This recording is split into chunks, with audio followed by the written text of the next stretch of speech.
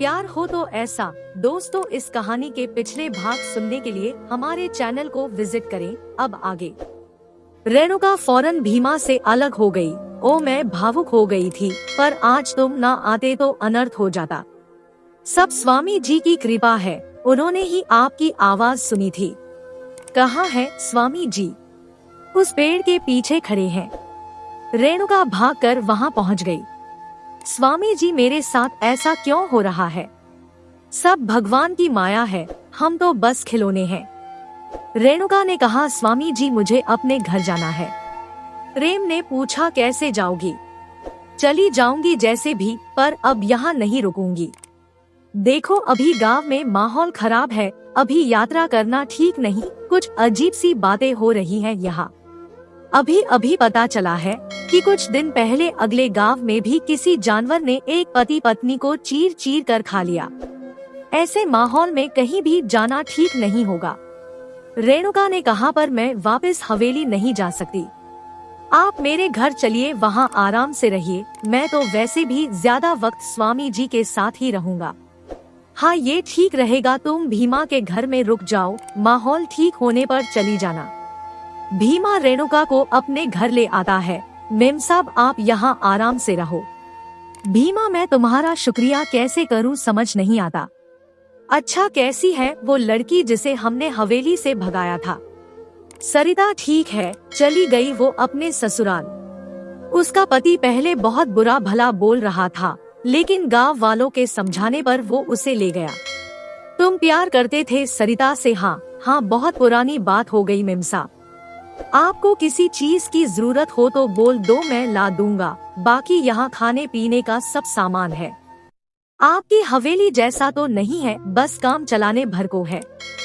ये सब उस मनहूस हवेली से अच्छा है। मैं यहाँ खुश हूँ, तुम चिंता मत करो। भीमा ने कहा, ठीक है मेम साहब, मैं निकलता हूँ, मुझे वापस स्वामी जी के पास जाना है। मदन ने कहा, कुछ तो हुआ है गांव में। सब लोग सहमे सहमे से घूम रहे हैं। ये किशोर कहाँ रह गया? वो आए तो कुछ पता चले। वर्षा ने कहा, आ जाएगा, तुम परेशान क्यों हो रहे हो? तभी उन्हें दरवाजे का ताला खुलने की आहट सुनाई दी। वर्षा ने कहा, लो आ गया किशोर। किशोर दरवाजा खोलकर अंदर आ गया और दरवाजा पीछे से बंद कर दिया। मदन ने पूछा, क्या हो रहा है गांव में? सब लोग इतने परेशान से क्यों घूम रहे हैं? किशोर ने कहा, बस पूछो मत। कल रात वैसा ही हादसा हुआ है जैसे हमने जंगल में देखा था। मदन ने कहा, मुझे लग ही रहा था, कल रात मैंने उसी दरिंदे को देखा था। प्रेम लौट आया है मदन। क्या प्रेम आ गया? कहाँ था वो इतने दिन? वो तो पता नहीं, पर स्वामी बनकर लौटा है वो, पर बहुत बुरा हुआ उसके साथ। मदन ने पूछा, क्या हुआ? कल रात प्रेम के साथ जो लोग आए थे वही मारे गए, बहुत भयानक मौत मिली है उनको। किशोर गांव की सारी बातें मदन को बताता है। इस बार वो मदन के घर की सारी बातें उसे बता देता है। वो वर्षा के भाई वीर के बारे में भी सब बता देता है। वो ये भी बता देता है कि वर्षा की भाभी हवेली छोड़कर भीमा के घर में आ गई है। मदन अपने घर की खबर सुनकर कांप उठता है। इतना कुछ हो गया मेरे पीछे। अच्छा हो कि वो वीर कुत्ते की मौत मरे। वर्षा ने मदन के कंधे पर हाथ रखा और बोली, ऐसा मत कहो, मेरा भाई है वो। मदन ने कहा, उसने मेरी बहन को गांव में नंगा घुमाया, वो किसी का भाई नहीं हो सकता। मेरा बस चले तो मैं खुद उसे जान से मार दूं। वर्षा कुछ और नहीं बोल पाई। मुझे घर जाना होगा किशोर, क्या कुछ हो सकता है? किशोर ने कहा, रात को ही मुमकिन हो पाएगा ये। मैं दिन ढलने पर आऊंगा, फिर चलते हैं तुम्हारे घर। रात ढल चुकी है और गांव में ऐसा सन्नाटा हो गया है जैसे कि कब्रिस्तान में होता है। दूर दूर तक कोई भी दिखाई नहीं देता, बस दो लोग ऐसे हैं जो इस वक्त गांव में घूम रहे हैं। भीमा ने कहा, इतना सन्नाटा मैंने गांव में कभी नहीं देखा स्वामी जी। लोग बहुत डर गए हैं, डरना लाजमी भी है। प्रेम ने कहा, ऐसा मंजर मैंने भी कभी नहीं देखा। भीमा ने कहा, आपको क्या लगता है गांव में दोबारा आएगी वो चीज? प्रेम ने कहा, खून मुंह लग चुका है उसके, कुछ भी हो सकता है। भीमा के हाथ में तलवार थी और प्रेम के पास विश्वास, दोनों बातें करते हुए गांव में घूम रहे थे। अचानक उन्हें दूर कोई साया दिखाई दिया। स्वामी जी वो क्या है? भीमा ने हाथ में तलवार तान ली। हे कौन हो तुम? प्रेम ने पीछे से आवाज दी। वो साया उनकी आवाज सुनकर भागने लगा। प्रेम ने कहा चलो पकड़ते हैं इसे। भीमा और प्रेम उसके पीछे भागे, पर वो साया चकमा देकर कहीं गुम हो गया। प्रेम ने भीमा से कहा तुम इधर से जाओ, मैं उधर देखता हूँ। भीमा ने कहा ठीक है स्वामी जी। तभी एक बहुत भयानक चीख पूरे गांव में गूंज उठी। प्रेम ने भागते हुए सोचा ये तो वैसी ही चीख है जैसी खेतों में गूंज रही थी, इसका मतलब वो भयानक चीज आसपास ही है। भीमा भी चीख सुनकर रुक गया, उसके हाथ पांव कांपने लगे। स्वामी जी कहाँ गए? उफ मैं क्या करूँ अब। किस्मत से वो अपने घर के नजदीक था, उसने फौरन अपने घर की तरफ कदम बढ़ा दिए। उसने घर का दरवाजा खड़काया। अंदर रेणुका ने भी वो चीख सुनी थी और वो थर थर कांप रही थी। रेणुका ने कहा कि कौन है? भीमा ने कहा मेम साहब मैं हूँ। भीमा दरवाजा खोलिए। रेणुका ने फौरन दरवाजा खोल दिया। भीमा ने अंदर आकर दरवाजे की कुंडी लगा दी। रेणुका इतनी डरी हुई थी कि वो भीमा से चिपक गई। अच्छा हुआ जो तुम आ गए, मुझे यहाँ अकेले बहुत डर लग रहा था। रेणुका ने कहा वो चीख सुनी तुमने? भीमा ने कहा हाँ सुनी, तभी तो यहाँ आया हूँ। मैं बाहर स्वामी जी को अकेला छोड़ आया, क्या करूँ मैं, मेरे हाथ पांव कांप रहे हैं। रेणुका ने कहा चिंता मत करो, स्वामी जी खुद को संभाल लेंगे। रेणुका की गर्म सांसें भीमा के सीने से टकरा रही थी। भीमा खुद को अनकंफर्टेबल महसूस कर रहा था, पर वो रेणुका को हटने को नहीं बोल सका, क्योंकि उसे पता था कि वो डर के कारण उससे चिपकी है। रेणुका को भीमा का कुछ महसूस हुआ। पहले तो उसे लगा कि शायद वो कुछ और है, लेकिन जल्दी ही वो समझ गई कि ये कुछ और नहीं भीमा का। ये रियलाइज होते ही रेणुका फौरन भीमा से अलग हो गई।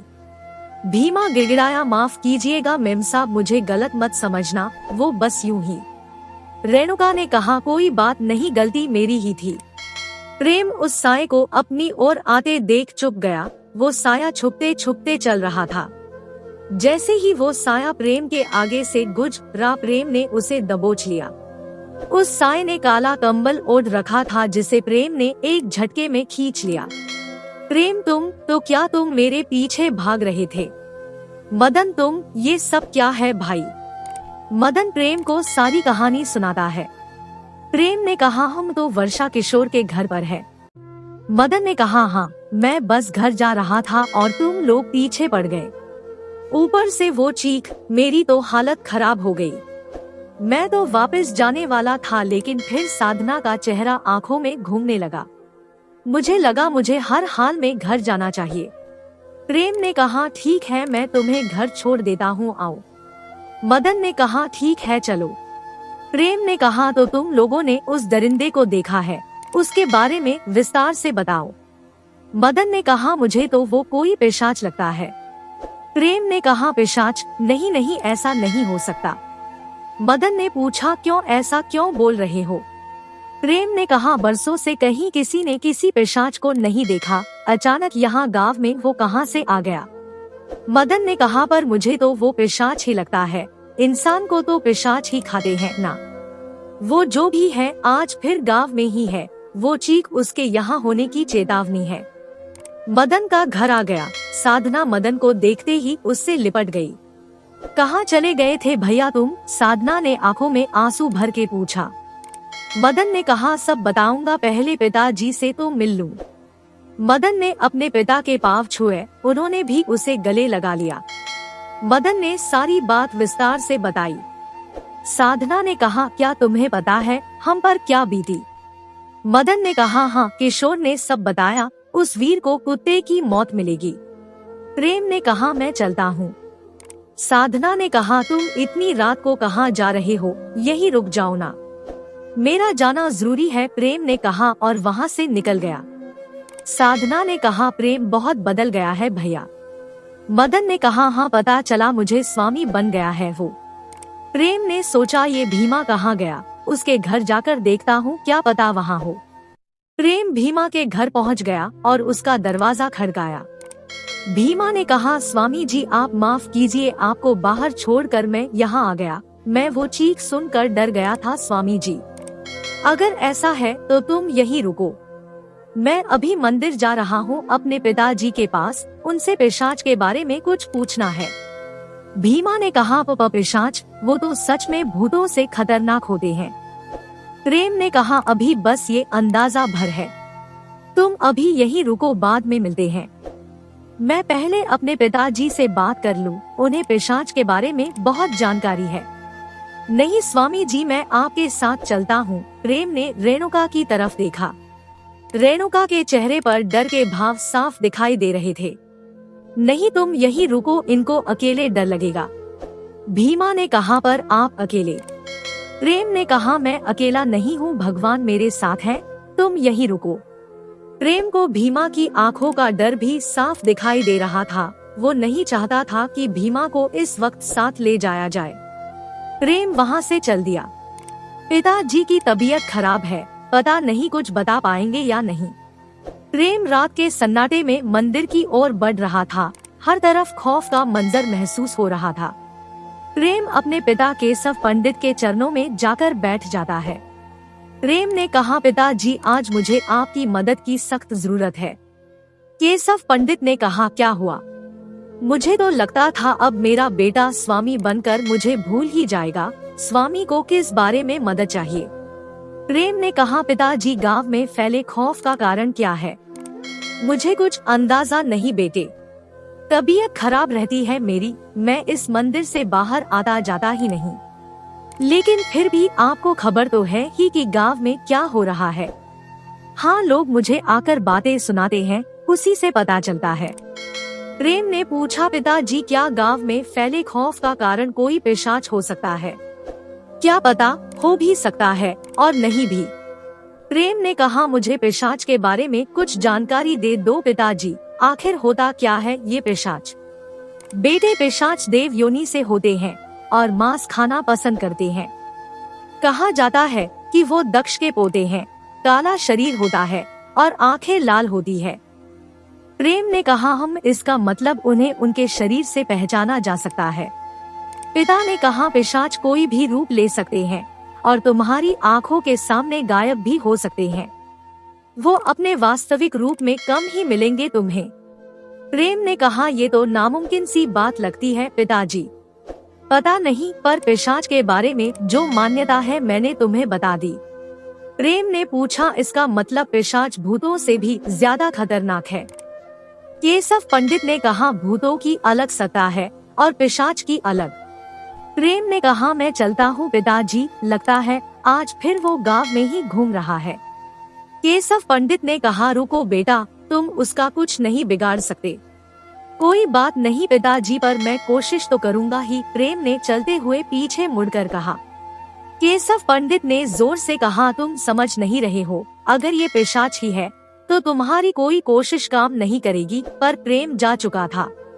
प्रेम ने खुद से कहा, एक बार दिख जाए ये, फिर ही पता चलेगा कि ये पिशाच है या कुछ और। प्रेम गांव की अंधेरी गलियों में अकेला इधर उधर भटकने लगा, पर उसे कुछ नजर नहीं आया। दोस्तों, इस कहानी का अगला भाग देखने के लिए चैनल को सब्सक्राइब करें और कमेंट करके हमें बताएं कि ये कहानी आपको कैसी लगी। कहानी सुनने के लिए आपका बहुत बहुत धन्यवाद।